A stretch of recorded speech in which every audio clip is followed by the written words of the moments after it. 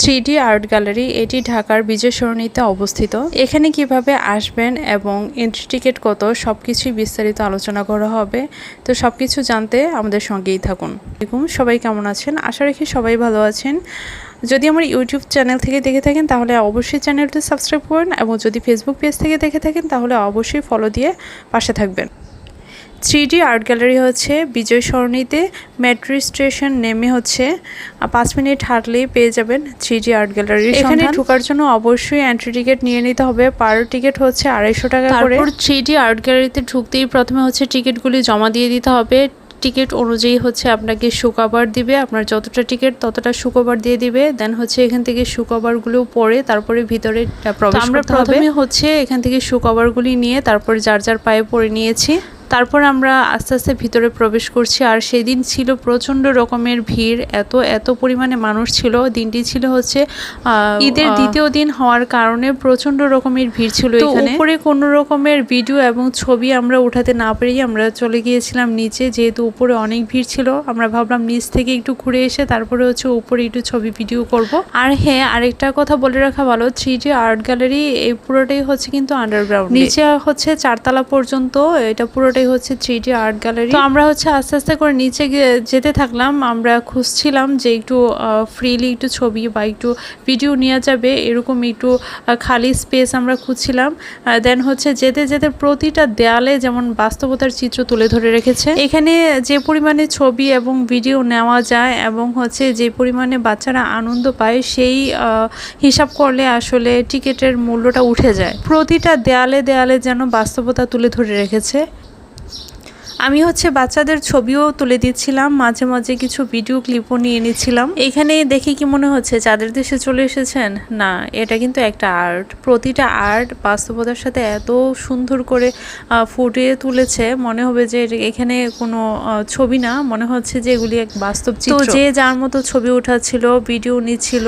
আর এখানে হচ্ছে কোনো রকমের ঝামেলা নেই। এখানে একজন প্রবেশ করলে আরেকজন এমনিতেই স্পেস ছেড়ে দেয়। এখানে হচ্ছে যার যার নিজ দায়িত্বে হচ্ছে জায়গা ছেড়ে দেয়। তো আমরা যেখানে যাচ্ছিলাম দেখা গিয়েছে যে এখানে আরেকজন থাকলে ওরা নিজে থেকেই সরে গিয়েছে। আমরা ছবি উঠিয়েছি, ভিডিও করেছি, সব রকমের এন্টারটেইনমেন্টের ব্যবস্থা এখানে আছে। ঘোরাফেরা যেমনই হচ্ছে মানুষের মনের খোরাক, ঠিক তেমনই হচ্ছে যে অনেক কিছুই শেখার আছে এখান থেকে। আর প্রতিটা আর্টের পাশে হচ্ছে ছবি দেওয়া আছে, আপনি কোনটার সামনে গিয়ে কিভাবে ছবি উঠাবেন সব রকমের ব্যবস্থা কিন্তু এখানে দেওয়া আছে।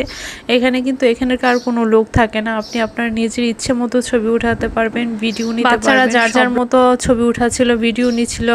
বড়রাও হচ্ছে তাদের পছন্দ মতো ছবি উঠাচ্ছিল, ভিডিও নিচ্ছিল। আসলে এখানে না গেলে বোঝা যায় না যে এত সুন্দর করে বাস্তবতার সাথে মিল রেখে যে এভাবে আমরা এখানে প্রায় 1.5 থেকে 2 ঘন্টার মতো ছিলাম। আমরা প্রতিটা ফ্লোর ঘুরেছি, প্রত্যেকটা জায়গায় ছবি উঠিয়েছি এবং ভিডিও ক্লিপ নিয়েছি। এই যে দেখেন একজন ছাতা ধরে দাঁড়িয়ে গিয়েছে, বৃষ্টি পড়ছে, আর একজন দেখেন চা খাচ্ছে। মনে হচ্ছে যে প্রত্যেকটা হচ্ছে বাস্তব চিত্র।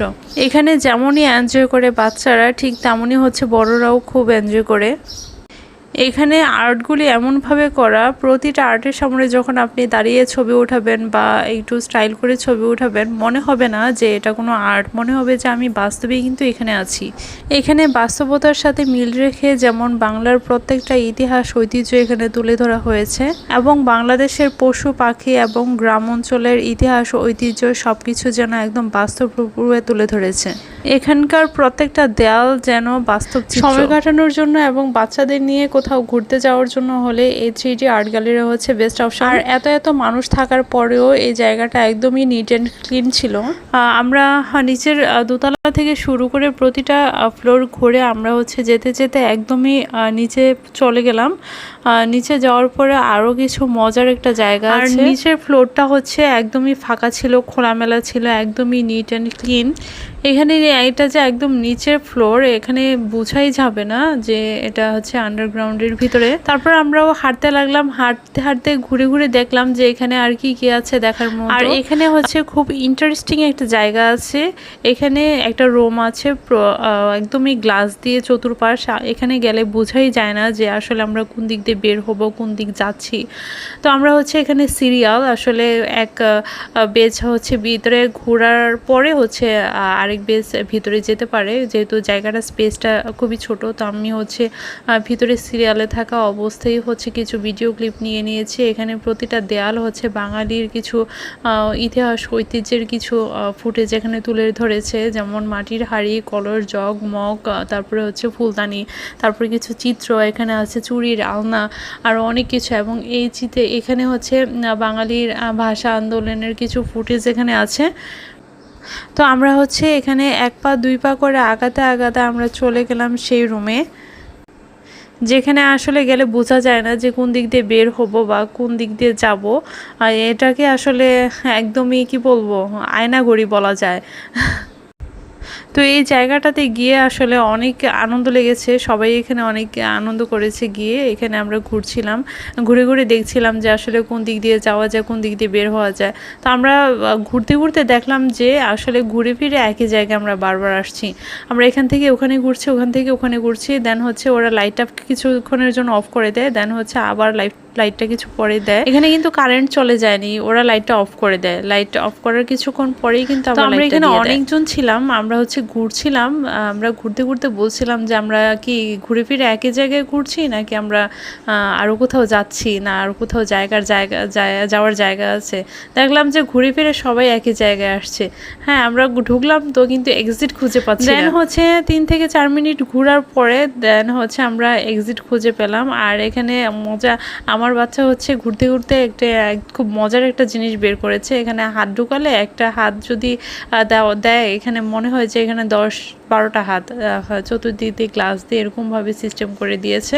এখানে গিয়ে বাচ্চারা যেমনই মজা করছিল, ঠিক তেমনই হচ্ছে বড়রাও অনেক মজা করছিল। এখানে গিয়ে আমি আসলে কয়েকটা ভিডিও ফুটেজ নিয়ে নিয়েছি। এখানে ছবি ওঠানোর কোনো অপশন নেই, কারণ যেহেতু অনেক মানুষ ছিল। যদি ফ্রি থাকতো বা একটু খালি থাকতো তাহলে হচ্ছে কিছু ছবি এখানে ওঠানো যেত, কিন্তু অনেক মানুষ ছিল, যেহেতু ঈদ সিজন ছিল, অফ ডে ছিল। দেন হচ্ছে এখানে ছবি ওঠানোর কোনো অপশন নাই। যা আমি হাঁটতে হাঁটতে কিছু ভিডিও ফুটেজ নিয়েছিলাম। একদম হচ্ছে অন্ধ মানুষের মতো হাত সামনে দিয়ে হাঁটছিলাম যে আসলে কোন দিক দিয়ে বের হওয়া যায়। ঘুরে ফিরে একই কথা বলছে যে কোন দিক দিয়ে বের হওয়া যায়, কোন দিক দিয়ে বের হওয়া যায়। ঢুকলাম তো, কিন্তু বের তো হতে পারছি না। দেন হচ্ছে আমরা ঘুরতে ঘুরতে শেষ পর্যন্ত এক্সিট খুঁজে পেয়েছিলাম। আর বাকি ভিডিও ফুটেজগুলি এবং বাকি পার্টগুলি আমি নিয়ে আসবো আরেকটি ভিডিওতে। বাকি অংশটুকু দেখার জন্য অবশ্যই আমার ফেসবুক পেজে এবং ইউটিউব চ্যানেলে চোখ রাখুন। তো আজকে এই পর্যন্তই। আল্লাহ হাফেজ।